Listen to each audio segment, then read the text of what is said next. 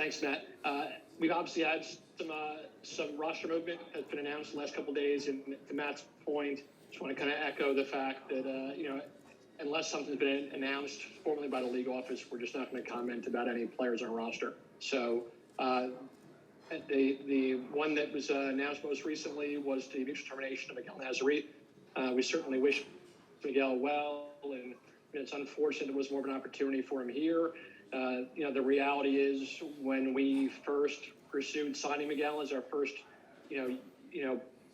player in that capacity, looking at a young international player, it was a time before we had drafted Jack Mayer and before we had traded for Walker Zimmerman. It was a time when we only had two center backs on our roster, and Dave Romney and Jalil Adebaba, and where we certainly wish Miguel well and think he's got a lot of potential as a player and as a person.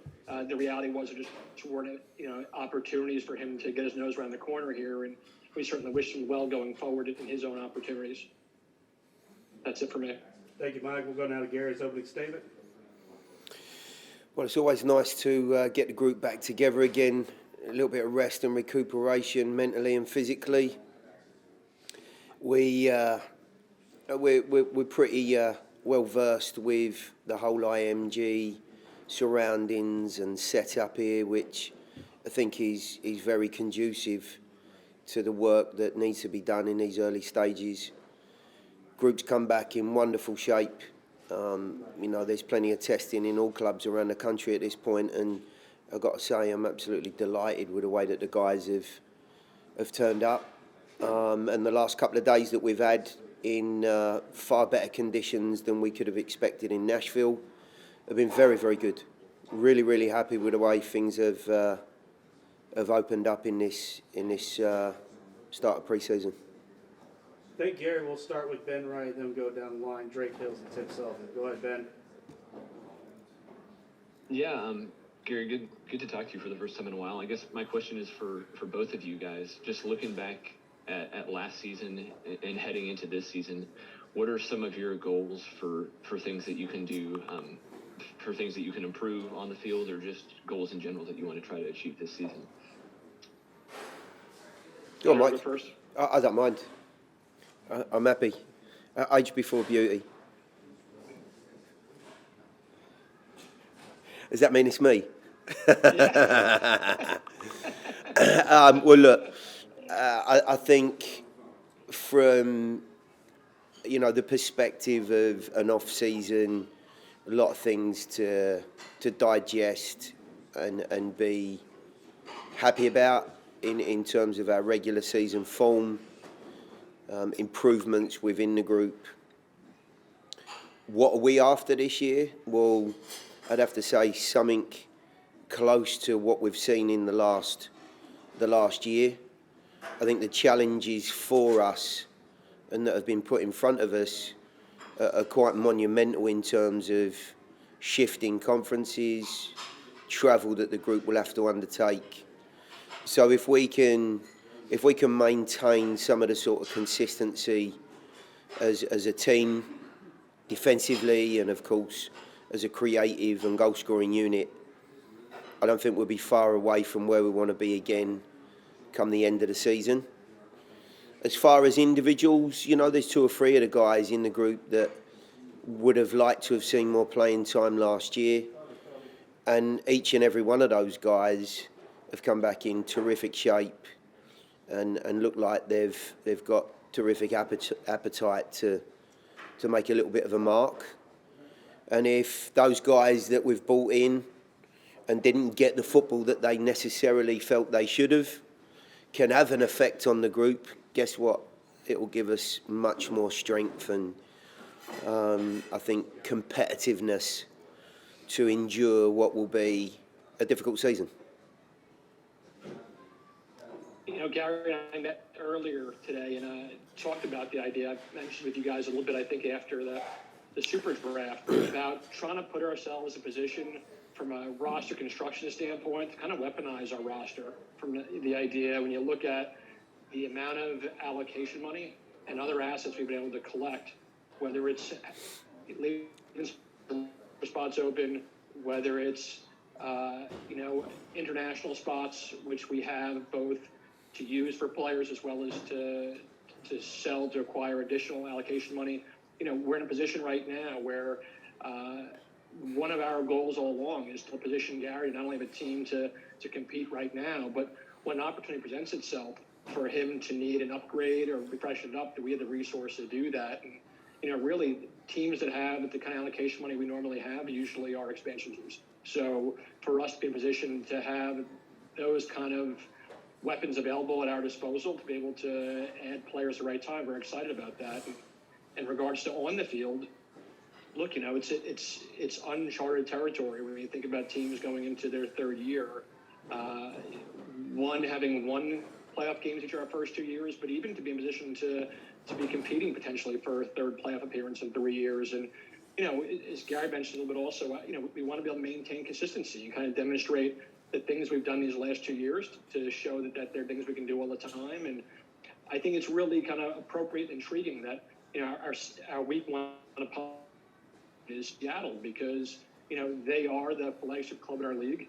They are the team that's been most successful from the standpoint not only MLS Cups and MLS Cup appearances, but also sustaining success in the amount of years that have gone this season. And, for us to be able to measure ourselves up against them in week one, to have two teams that operate in very different sets of circumstances, but, hopefully have similar levels of aspirations and success.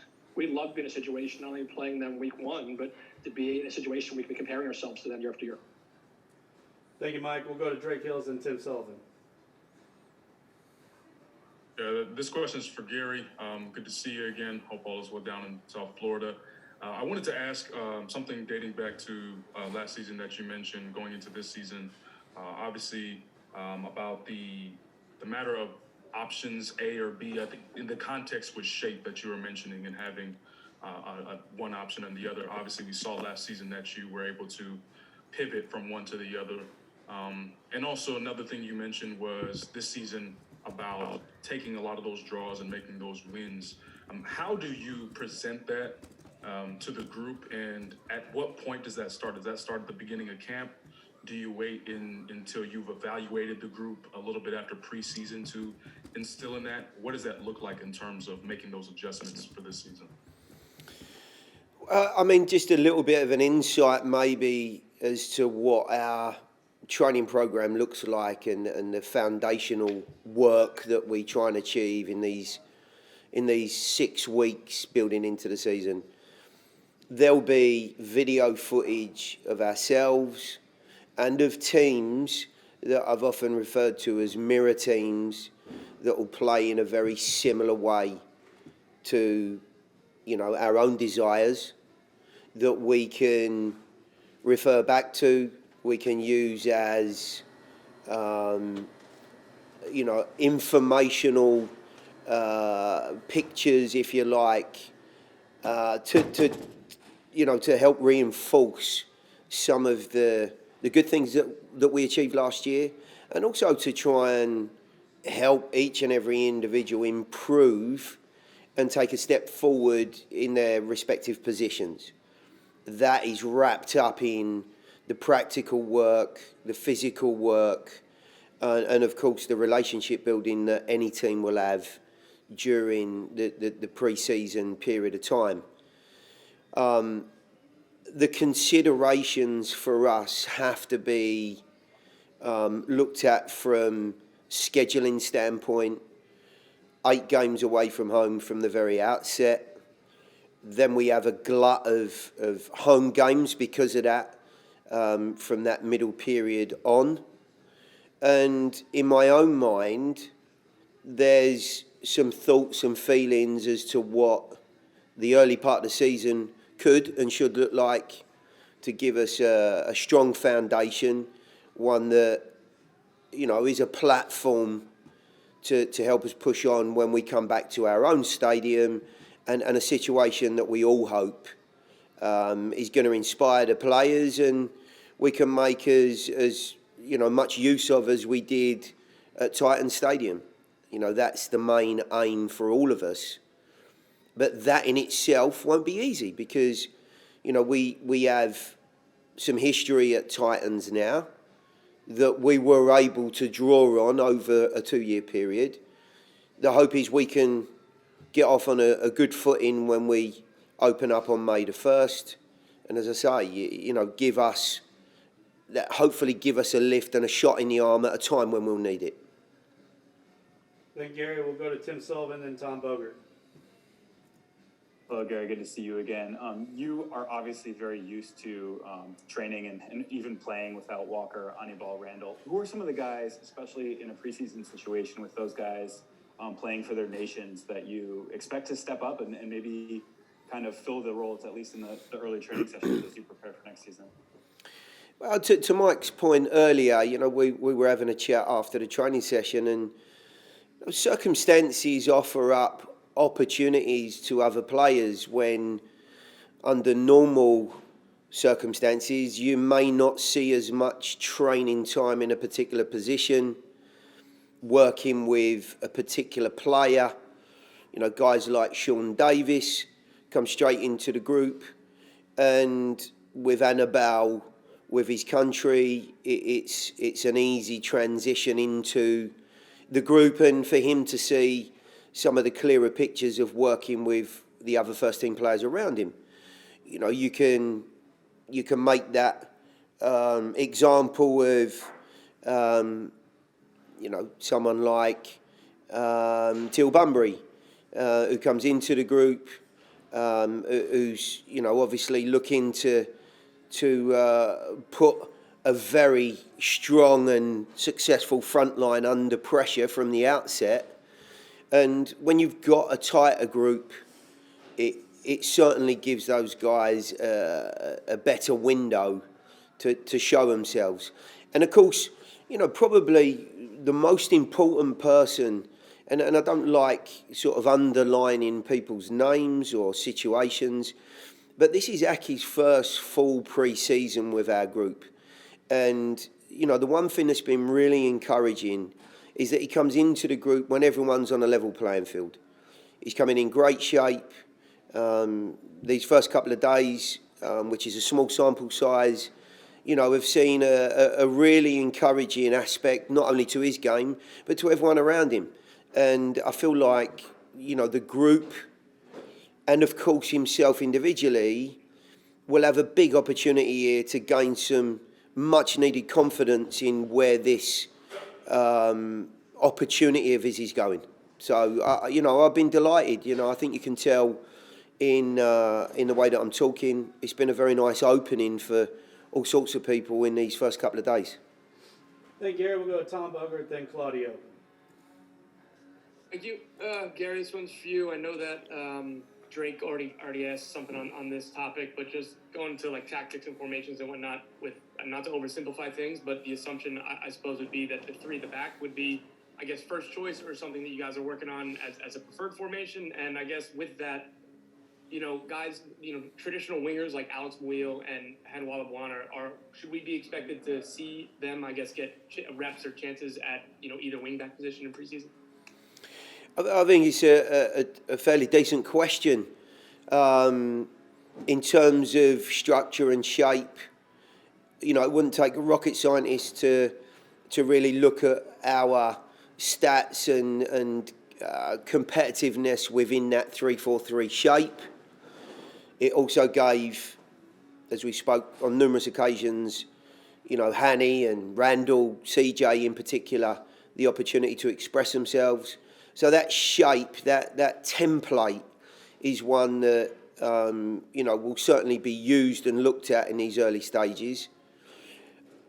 Honestly, I never like saying this is categorically what we're going to do. There have been a couple of situations and examples of utilising Dax in a sort of forward screening area, dropping in as a third centre back, which I really like the sound of for the group. And whilst Walker's away, it's an opportunity for me to look at that. So there's always a little slant on that style that I'm thinking of.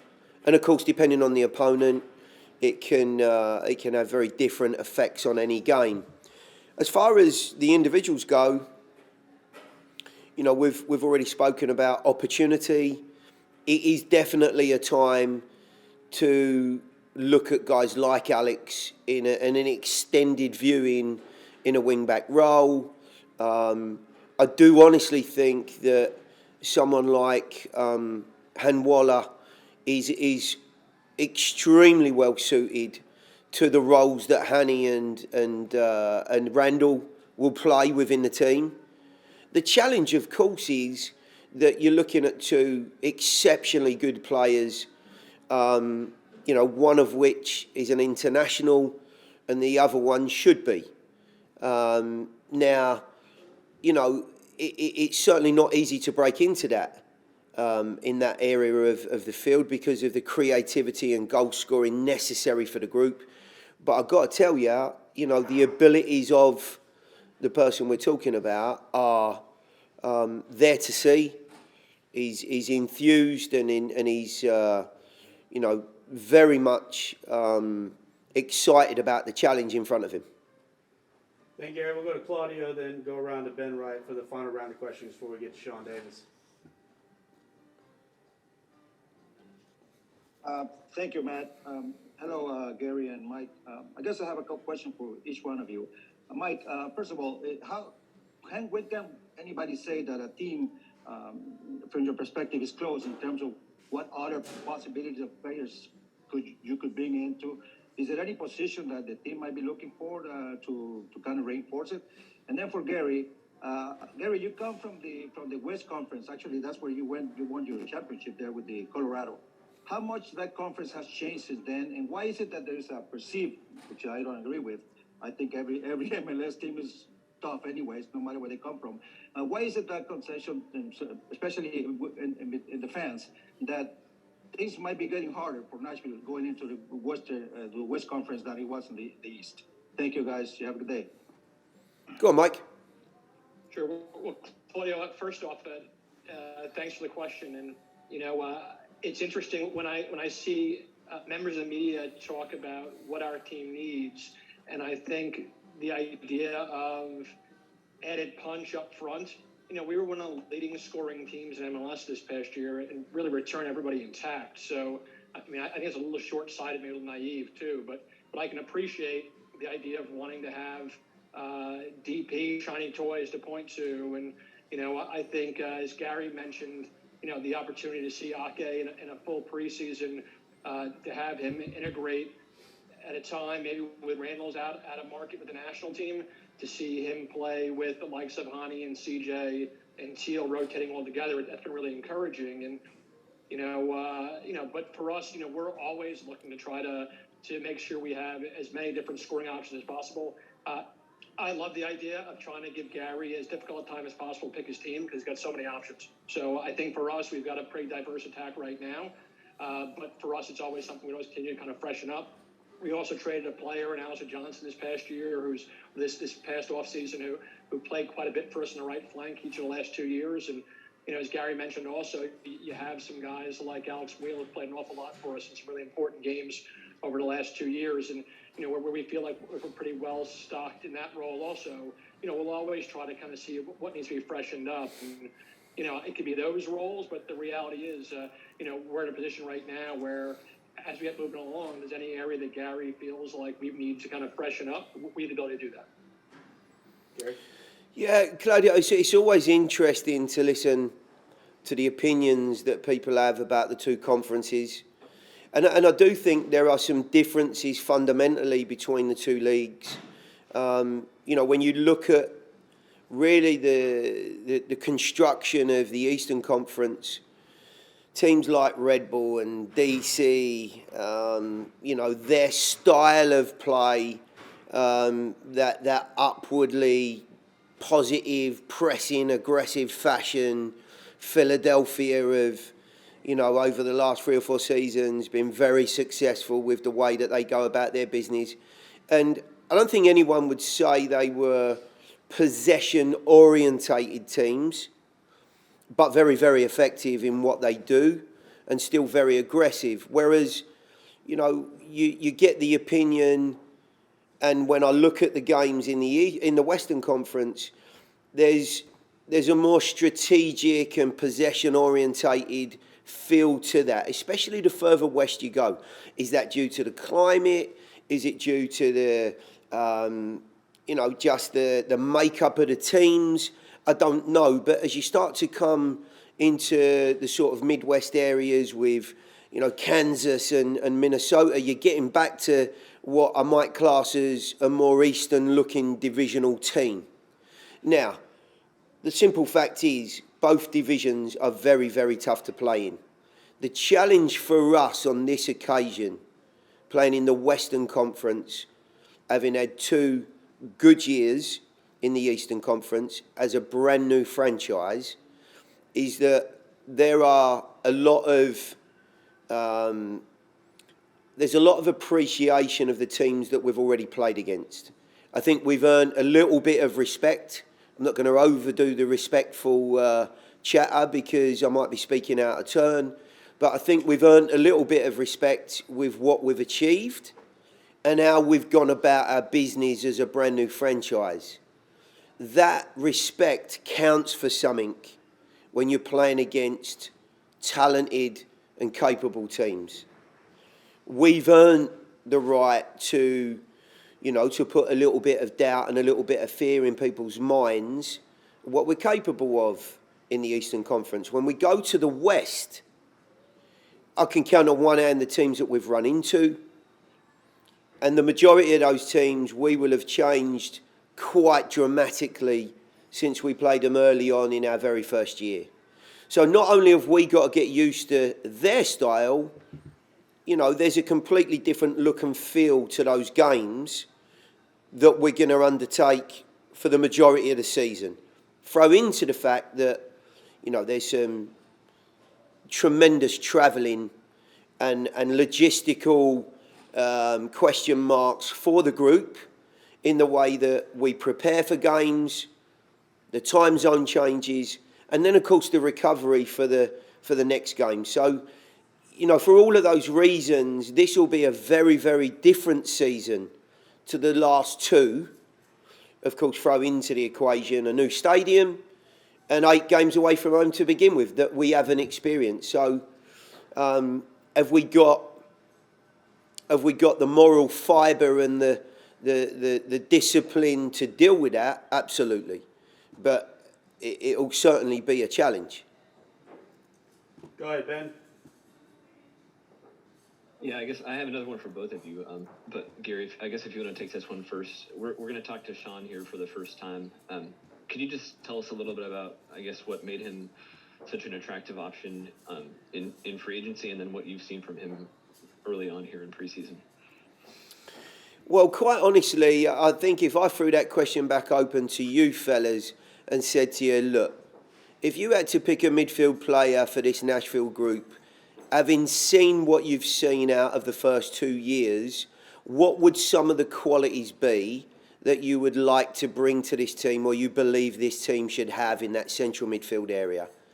And without, waiting on all the answers, I'd be really surprised if you didn't come up with somebody that looked exactly like Sean Davis. A very competitive yet intelligent and technically capable individual. His pass completion rate is very high. His win ratio and turnover of the ball is very high. And on top of all of that, he's an impeccable character and has been the captain of one of, I would say the most progressive and productive teams in MLS with, young players and the direction they've gone in. So I'm absolutely delighted that Sean's part of our group. I think he's a huge coup for the team. I think he'll be a wonderful piece as we move forward and, gives us some tremendous competition in that midfield area that was already a very strong area of our game. As far as training, his adaptation to us and to the team, goes without saying, a captain, 29-year-old, experienced player of his ilk in MLS has run into just about all of the players in our group over a period of time.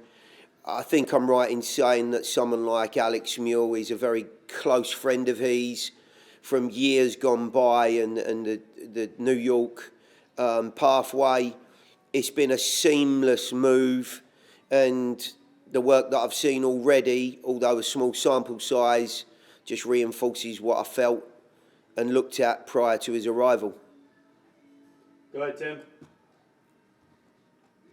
Gary, last week you added a couple players via the draft. We had a chance to ask Mike about them last week. Let's ask you about them. What did you look forward to in seeing Ahmed and Will with your club? Look, we I believe made a very positive and forceful move in trying to get higher up the order to add Ahmed. Lots and lots of potential in this young defender. Athletically, I think his biggest attributes when he's come into pre-season and now seeing him up close, I think we'll all agree that he could probably do with putting on 6 or 8 pounds as he goes through his early professional introductions and over the course of the next months. And having had a chat with him, he understands that. He's running into seasoned pros now, and not only physically capable, but understand their trade exceptionally well. And I think that workload will stand him in good stead as he moves through this development period.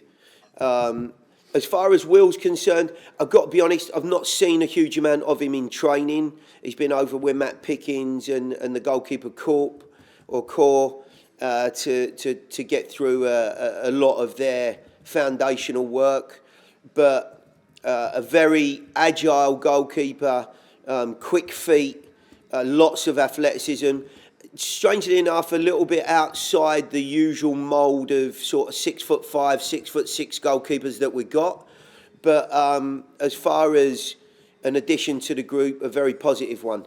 I mean, and I know we traded for guys like Josh from Atlanta. Sorry, picked him up in the waiver draft. But these are all nice young additions to the group, and all these guys have got some real nice potential.